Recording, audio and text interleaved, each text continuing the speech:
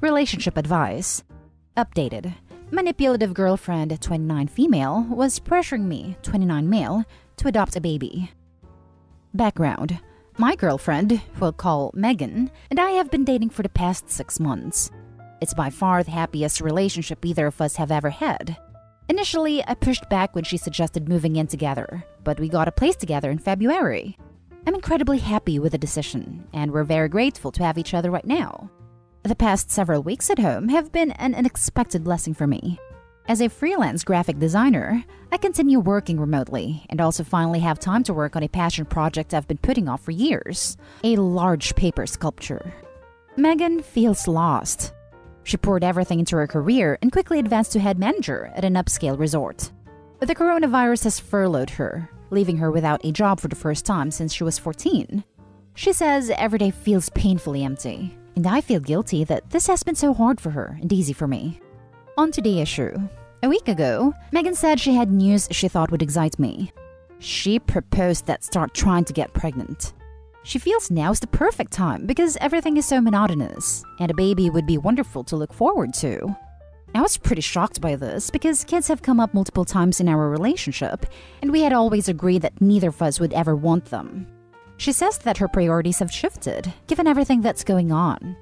I was starting to empathize with this major change in priorities, but then she added that when the lockdown is over, she plans to return immediately to her 80-hour-per-week work schedule. At this point, she'd want me to take on the bulk of parenting responsibilities because my job is more flexible. This upset me, and I told her that this might not be a good idea. She suggested that my reluctance might just be a symptom of my commitment issues, which have caused problems in previous relationships. She pointed out that I had second thoughts about moving in together, but that turned out to be a great decision. Working on my sculpting project has been so fulfilling, and I worry that a child might interfere.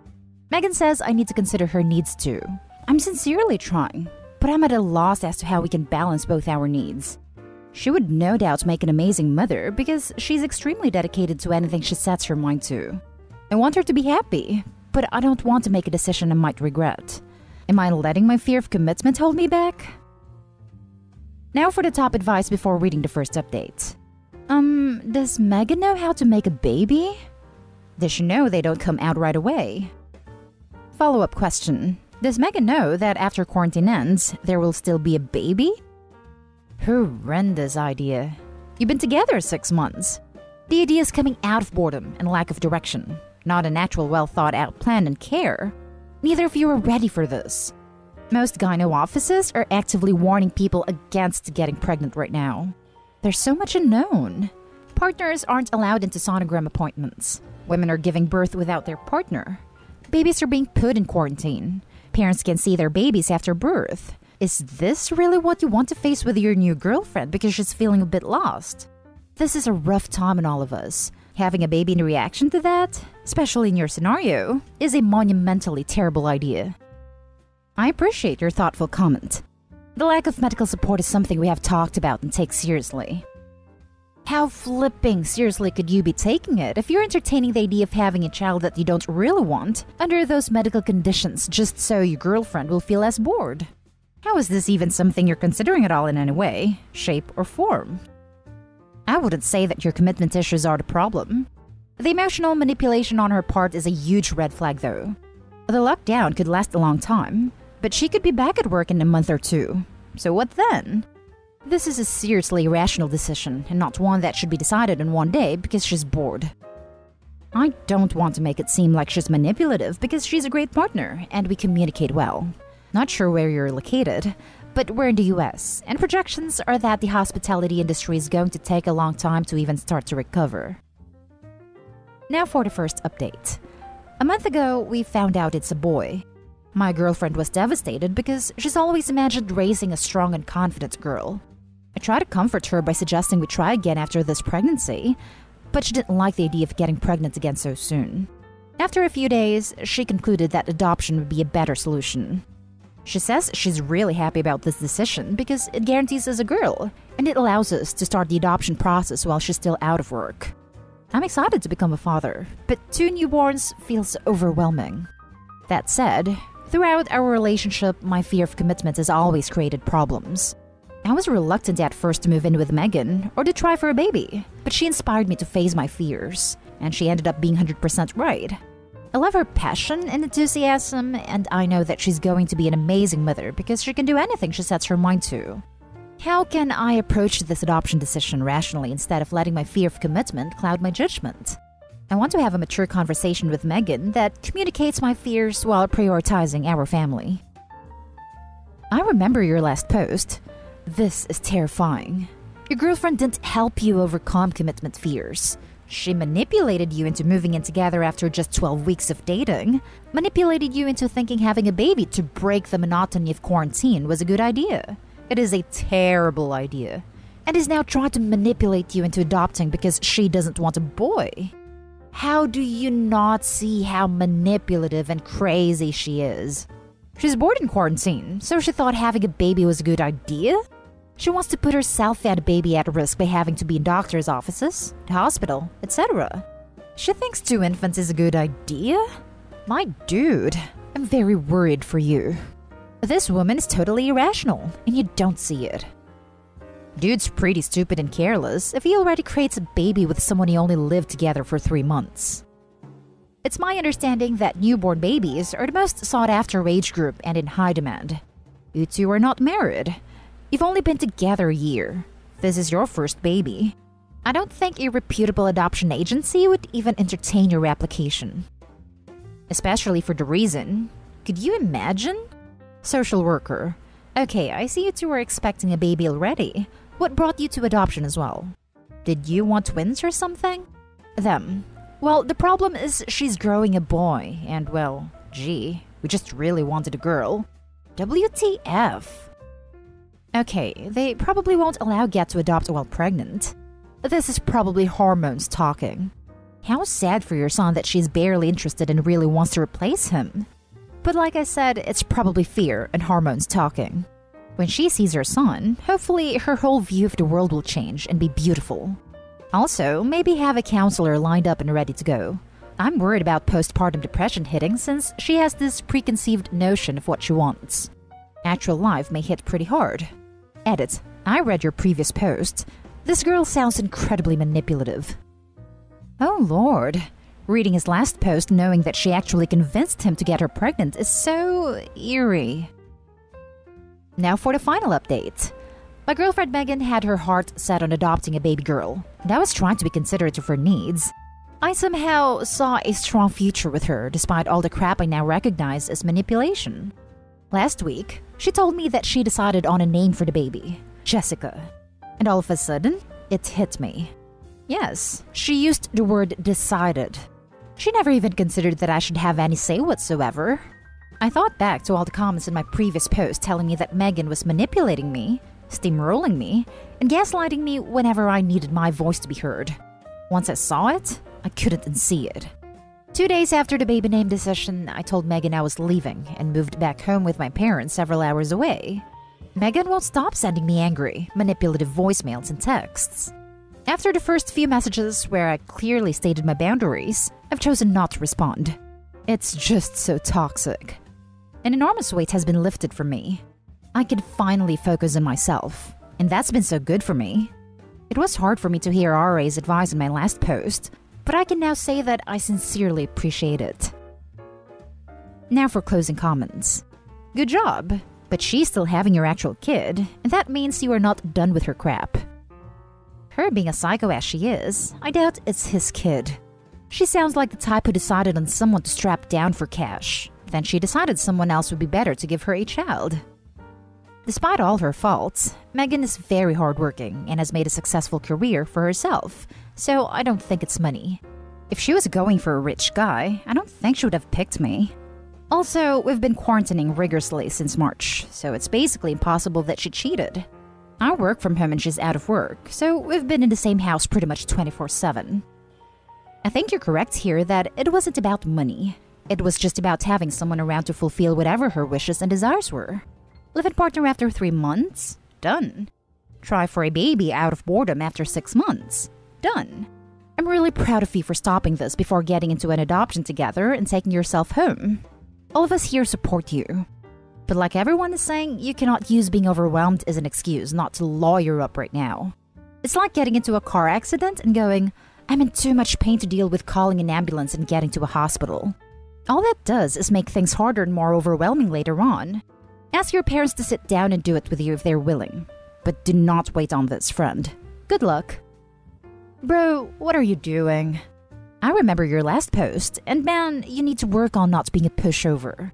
She completely bodied you into 2 kids after living together for, what was it, 8 to 10 months? As horrible as human being as she is, why did you bend to that? Lawyer up, get paternity test, and freaking learn from this. I still remember the idea you pushed off confronting your fears. That made me cringe. Being committed and having 2 newborns isn't confronting anything. You need to do some serious soul searching too, my guy. It's a tough pill to swallow, but she absolutely punked you after dating for 12 months. Both of y'all have issues to work on. Good luck, my man. Thank freaking God, dude. I just started from the beginning and wanted to slap you several times. Really glad you're starting to see how flipping crazy this relationship is. Sad there is now a child involved, but better you guys break up now than later. Now for the next story.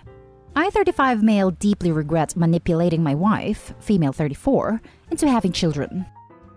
I know it sounds bad, and I know we're not supposed to talk like this, but the biggest regret I have is having children. Our lives are ruined because of me, and I don't know where to go from here. My wife and I have been together 12 years, married 6. We have 2 kids, 2 female twins. We had agreed to be child-free very early on, but as we were getting closer to 30, I just became obsessed with the idea of having children. We were engaged, and I told her that I would not marry her unless we had at least 1 child. We broke up for a bit, but we found our way back to each other, and she agreed to one. She agreed under certain conditions, the main one being that she didn't want to stay home with the child for any more time than it took her to heal. She had an amazing job that she absolutely loved, worked very hard to get, and was extremely well paid. I had a job that I also loved, but was not well paid. I'm in a field where there is a huge income disparity depending on what you do. I got to do what I loved because her job more than compensated financially. We had an amazing life and amazing relationship. We travel a lot in our country and internationally. We are both outdoorsy and active people, and we take camping / hiking / rock climbing vacations regularly. We make love a lot. Tons of free income, a lot of financial security, and I messed it all up. My wife ended up pregnant with twins. They messed up the epidural, they messed up the C-section, and she had an extremely traumatic birth experience. Now almost 2 years down the line, she struggles with chronic pain and extreme postpartum depression. She can't work at all, not her job and not any other job. She can barely walk more than half an hour at a time without pain, and her mental state means that she absolutely shouldn't be responsible for patients. She went from a high-powered position to laying in bed and crying all day. I honestly don't think there's been a day since the birth that she hasn't cried. We haven't been intimate in more than 2 years.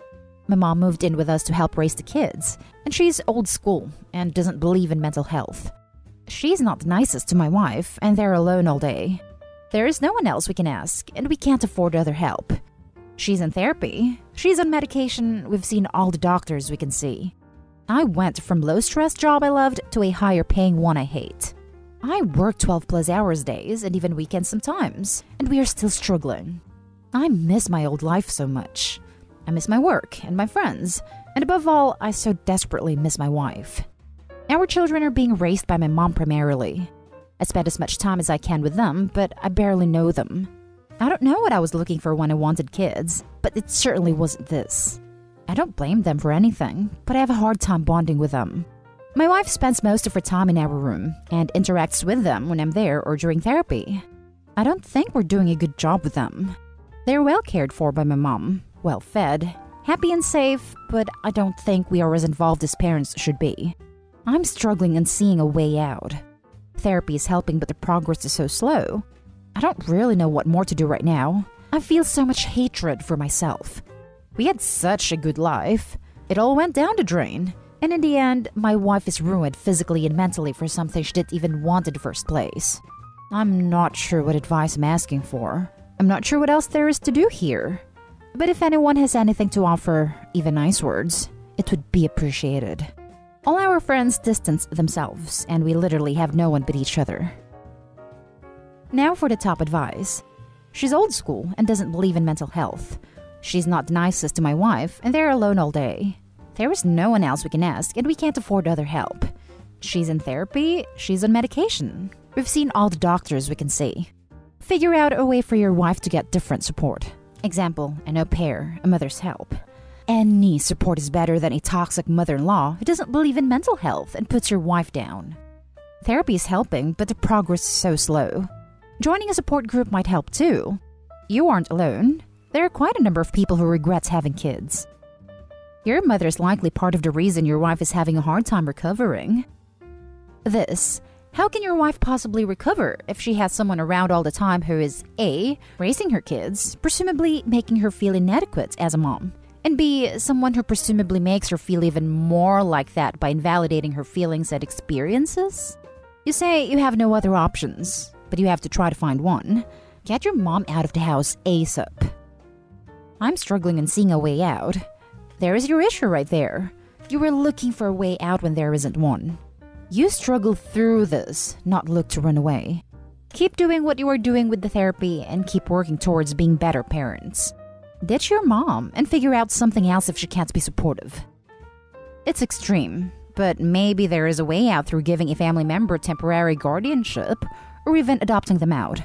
For the kids' sake, they don't really have parents as it is. I think Opie is reaping what he sowed, but at the kids' expense. If they won't do that, they need to severely downgrade everything and hire help. He should see if his bank can give him financial advice. At least there would be a chance for mom to start recovering after the terrible mother-in-law is gone. Does she even want to stay married to you, or would she rather divorce you and live a life alone, seeing the twins part-time? What does she want? What does your wife need now? She is very important here. With just your income alone, plus your wife's new disability status, you might qualify for state-supported childcare. You are very strong against your wife. Be equally strong against your mom. Give her the same ultimatum.